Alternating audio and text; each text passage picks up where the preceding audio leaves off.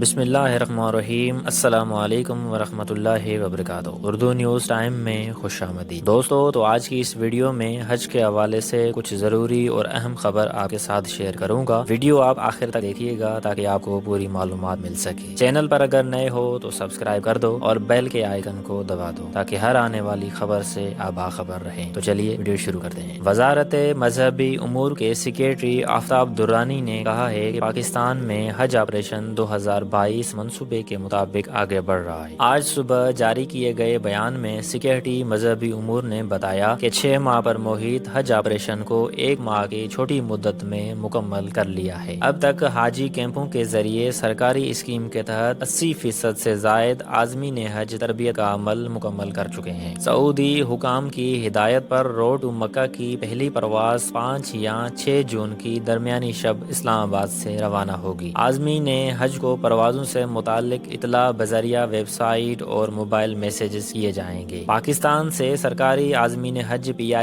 Year بلو، سیرین اور سعودی air line کے ذریعے سعودی عرب پہنچے گے۔ انہوں نے کہا کہ وزارت کا عملہ، بینک، ایئر لائنز اور دیگر اسٹیک ہولڈر کامیاب حج آپریشن کے لیے ٹائم لائن کے مطابق مصروف عمل ہیں۔ حج آپریشن کی پروازوں کا 31 مئی یعنی کہ آج کی تاریخ کا اعلان کیا گیا تھا۔ ایویشن کے ذرائع کے مطابق حج آپریشن کی تیاریاں مکمل ہو نہیں پائی، جس کی وجہ سے آج پروازیں روانہ نہ ہو سکی۔ یاد رہے گزشتہ ہفتے وزیر ہوا بازی سعد رفیع کو بریفنگ میں PIA حکام نے بتایا تھا کہ حج آپریشن 31 مئی کو شروع ہوگا اور عازمین حج کے لیے پاکستان انٹرنیشنل ایئر لائن 31 مئی سے 13 اگست تک پاکستان کے 8 شہروں سے جدہ اور مدینہ منورہ کے لیے پروازوں کو روانہ کرے گی۔ یہاں تک تھی آج کی ویڈیو۔ مزید خبروں اور اپڈیٹ کے لیے ہمارے ساتھ رہیے گا۔ آپ سے ملاقات ہوتی ہے انشاءاللہ نیکسٹ ویڈیو میں۔ تب تک کے لیے اللہ حافظ۔